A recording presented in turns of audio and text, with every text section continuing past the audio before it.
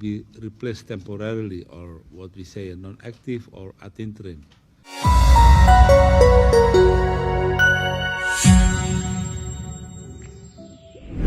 Nama Abdurrahman Wahid atau Gus Dur masih melekat di ingatan masyarakat Indonesia walau telah wafat. Humor Gus Dur banyak membuat orang-orang yang mendengarnya tertawa terpingkal-pingkal. Membuatnya tak bisa dilupakan hingga selalu dikenang. Selain pandai menghibur orang di sekitarnya, nyatanya celotehan Gus Dur banyak yang jadi kenyataan. Entah karena memang kebetulan saja, atau memang Gus Dur yang beramal. Tapi memang aneh bin ajaib loh jadinya. Kejadian ini lantas bukan hanya terjadi sekali guys, tapi berulang-ulang kali. Mulai dari prediksi bola, presiden, hingga kematian. Lalu apa saja ucapan Gus Dur tersebut? Nah berikut ini guys 10 ucapan Gus Dur yang jadi kenyataan.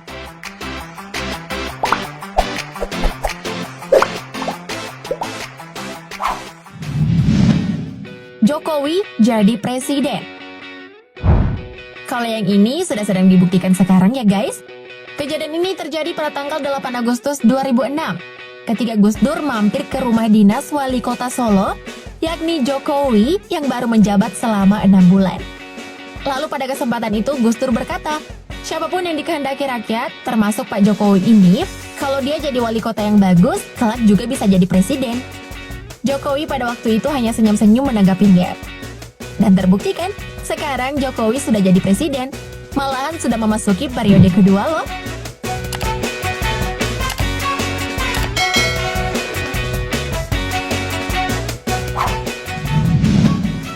DPR seperti taman kanak-kanak.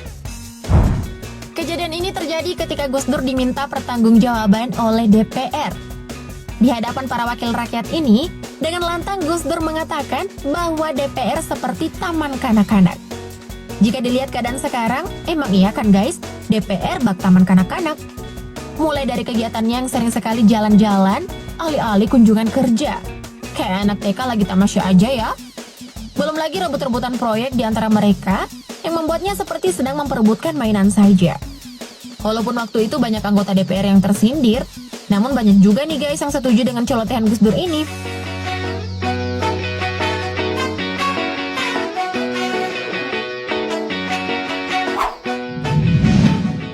Lengsernya Presiden Soeharto. Kiai Haji Buhori Masruri pernah bercerita bahwa Gus Dur pernah menceritakan bahwa Soeharto akan mundur dari kursi orang nomor 1 di Indonesia. Pada saat itu 11 bulan sebelum lengsernya Soeharto, Kiai Haji Buhori Masruri, Gus Dur, Mustafa Zuhad, dan Toha yang merupakan pengurus NU Jogja membicarakan berbagai masalah. Tetapi tiba-tiba Gus Dur memotong dan berkata, "Sudah, tak usah bicara itu, sebentar lagi Pak Harto jatuh." Kiai Haji Buhori pada waktu itu tak percaya karena Soeharto memiliki kekuatan yang besar untuk memimpin negara ini baik dari kekuatan militer, politik, serta ekonomi. Tapi kenyataannya lagi-lagi memihak pada Gus Dur. 11 bulan kemudian Soeharto benar-benar lengser. Bukan sulap, bukan sihir ya guys.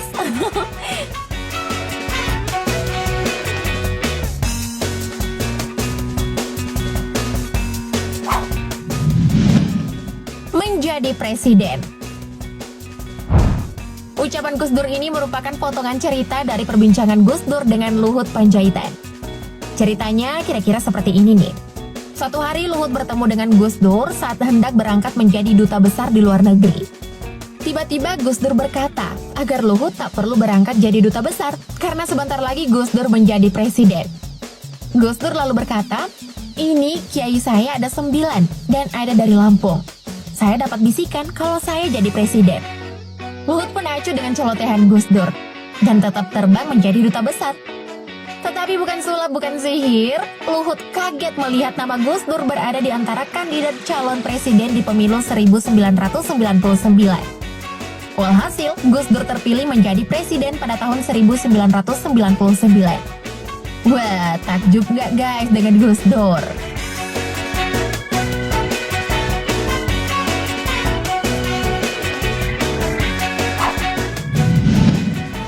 Lengseran dirinya sebagai presiden. Ketika ditanyai mengenai siapa yang harus bertanggung jawab perihal pelengseran dirinya dari kursi presiden, Gus Dur berkata, besok-besok akan terbukti oleh bangsa ini sendiri. Gus Dur saat itu menyebut nama Megawati dan Amin Rais. Dan kenyataannya, buku yang berjudul Menjerat Gus Dur yang ditulis oleh Firdika Rizky Utama menjawab semuanya. Nama-nama yang menjadi dalang pelengseran Gus Dur pun terungkap pada buku ini. Nah lo, gimana nih cara tanggung jawabnya?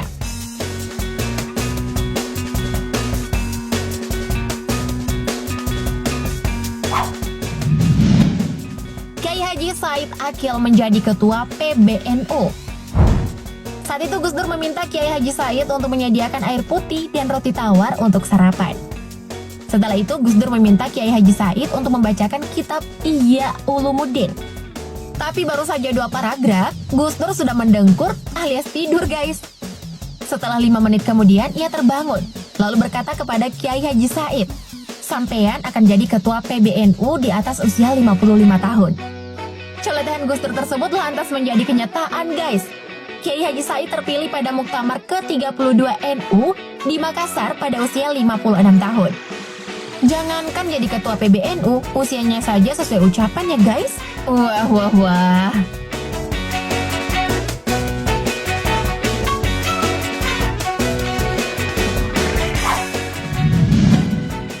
Ajudannya menjadi Kapolri.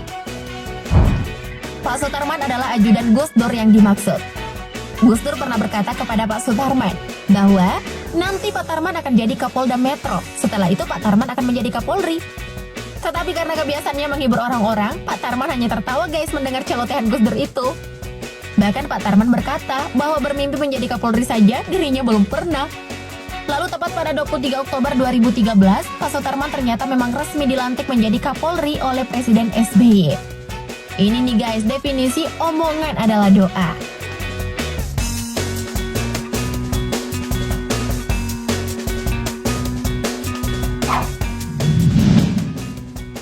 Jadi gubernur. Basuki Cahayapurnama atau Ahok ternyata sudah diramalkan juga nih guys sama Gus Dur. Pada waktu itu Ahok sedang mencalonkan diri sebagai gubernur Bangka Belitung. Tapi takdir ternyata tidak berpihak pada Ahok sehingga ia harus menelan kekalahan. Pada waktu itu Gus Dur memberi semangat ketika Ahok gagal di Bangka Belitung. Ahok pun menyangkal dan berkata, "Udahlah Gus, nggak usah gugat-gugat lah. Orang Cina nggak bisa jadi gubernur Gus." Tapi apa balasan Gus Dur? Ia berkata, "Siapa bilang jangankan jadi gubernur, jadi presiden saja kamu bisa." Alhasil, Ahok menduduki jabatan gubernur DKI Jakarta ketika Pak Jokowi terpilih sebagai presiden. Terbukti lagi kan guys?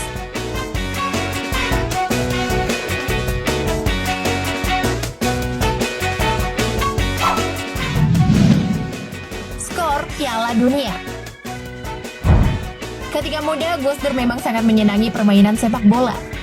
Bahkan dia pernah beberapa kali menulis di majalah Tempo dan Kompas mengenai analisisnya pada sejumlah pertandingan sepak bola.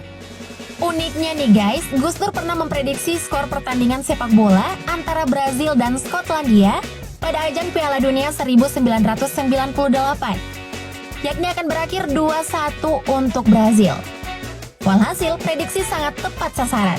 Berhasil menang dengan skor 2-1. Hal ini membuat Gus Dur menjadi langganan wartawan jika musim pertandingan bola. Wah, Gus Dur bisa lihat masa depan kali ya? Kok bisa benar gitu sih?